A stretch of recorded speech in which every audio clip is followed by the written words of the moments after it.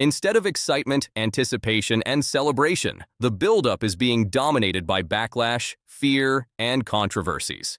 Primarily due to the political developments happening around foreign visitors are canceling tickets and reconsidering travel plans for the World Cup because they no longer feel safe attending it. Are Donald Trump's immigration policies and law enforcement crackdowns already damaging football's biggest event on Earth? It would be very discouraging to have something like that happen in our cities.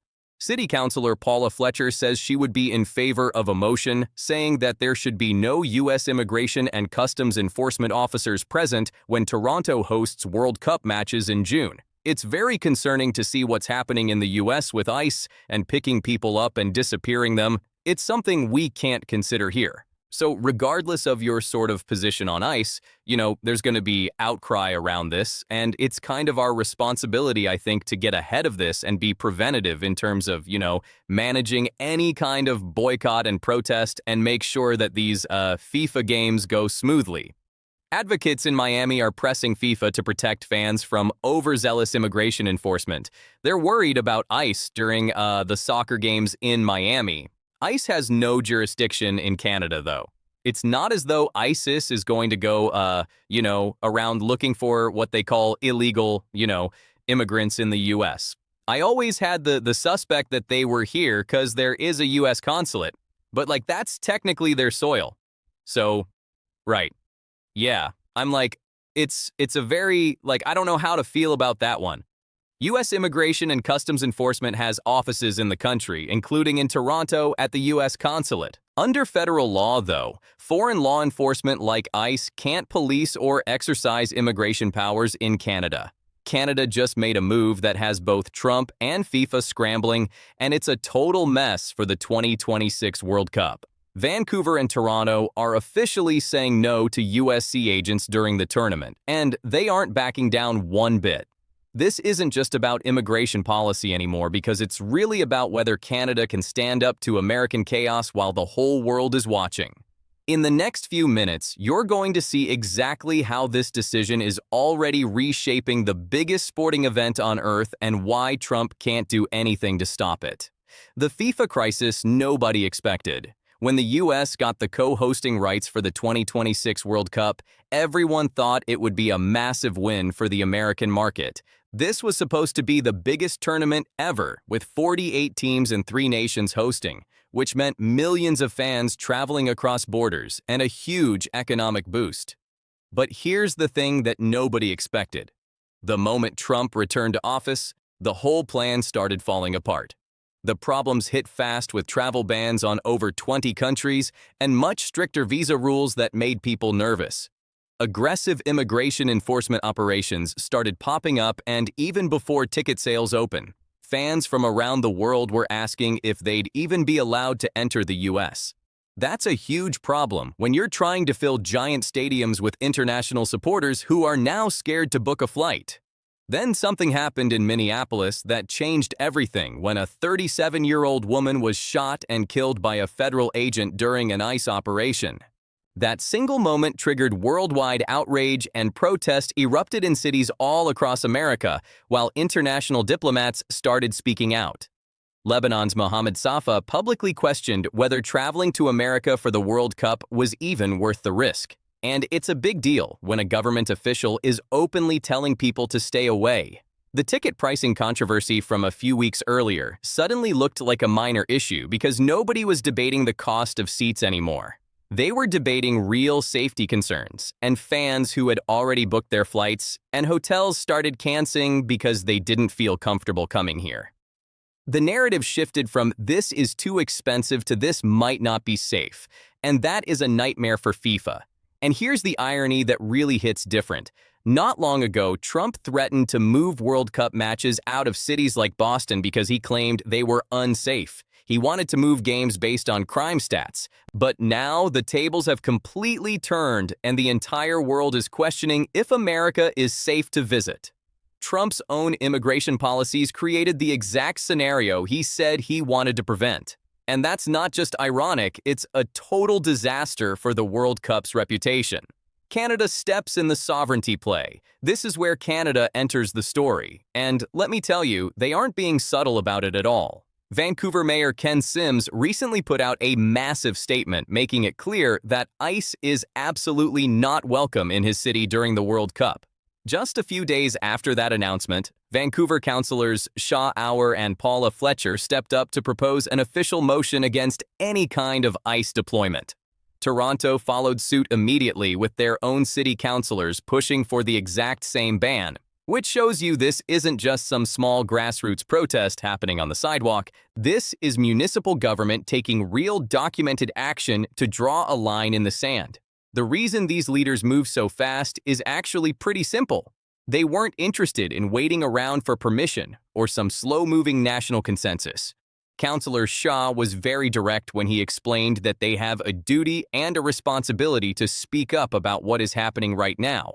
But don't think for a second that this is just empty political posturing for the cameras or broke down the practical side of things by explaining that if ICE shows up during these games, there are going to be massive protests and widespread boycotts. The tournament simply won't run smoothly under those conditions. So Canada's position is that stopping the chaos before it starts is the only way to fix the problem. There are two parts to why this move is actually a stroke of genius. First, from a legal standpoint, IC has zero jurisdiction in Canada anyway, because they can't just conduct immigration enforcement on Canadian soil. That part of the law is already settled.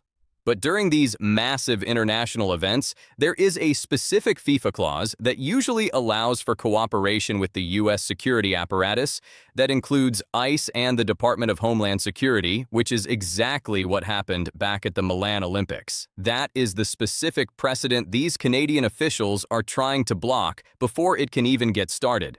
Second, by making these moves right now, Vancouver and Toronto are positioning themselves as the only safe and stable hosts for the entire tournament.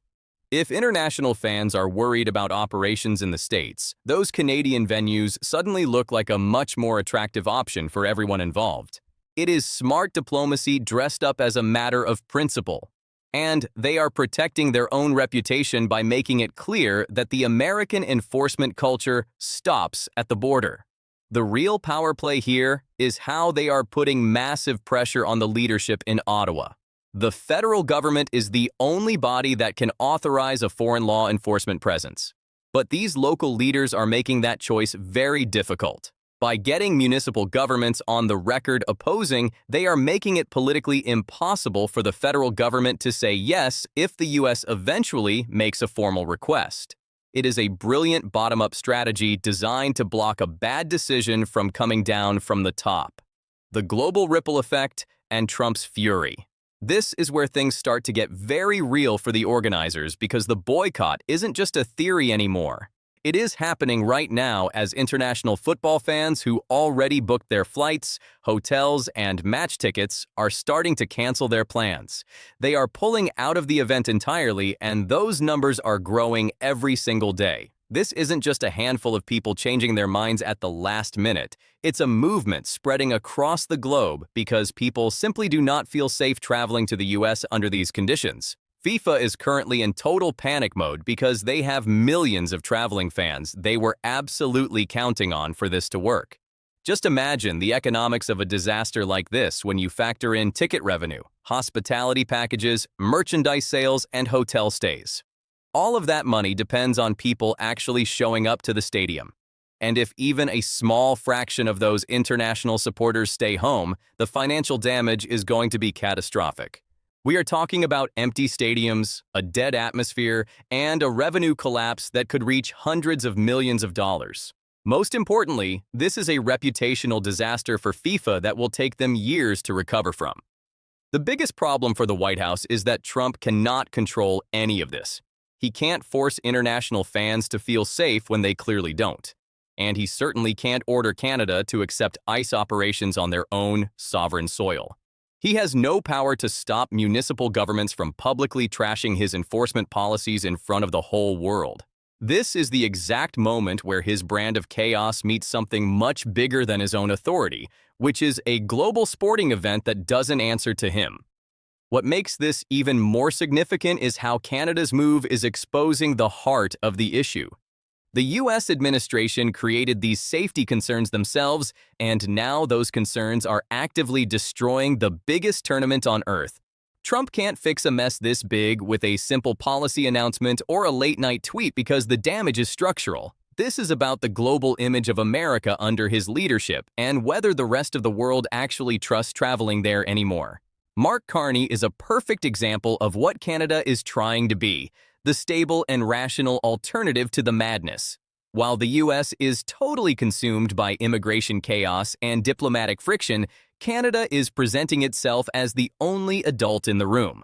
They want to be seen as the trustworthy host and the one place where international fans might actually feel welcome. That isn't an accident at all. It is a very specific type of strategic power. The diplomatic tension with the U.S. administration is very real, and it is getting worse by the hour.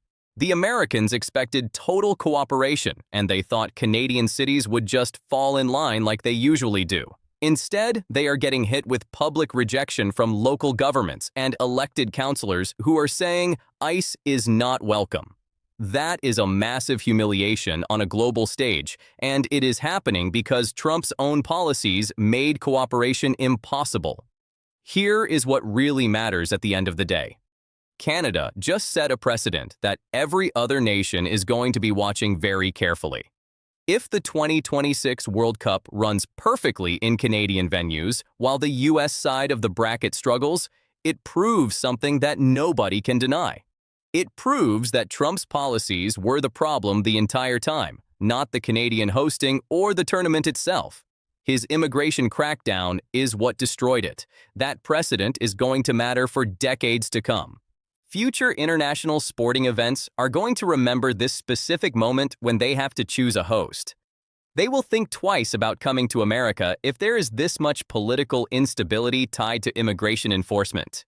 Canada didn't just block ICE from a soccer tournament. They showed the world what real leadership looks like when you aren't busy creating chaos. Canada just showed the entire world how to stand up to American chaos without backing down.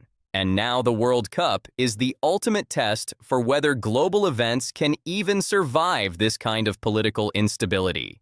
You need to hit subscribe to see what happens when FIFA finally has to choose between appeasing Trump or protecting the tournament. These next few months are going to define everything. So tell me what you think down in the comments.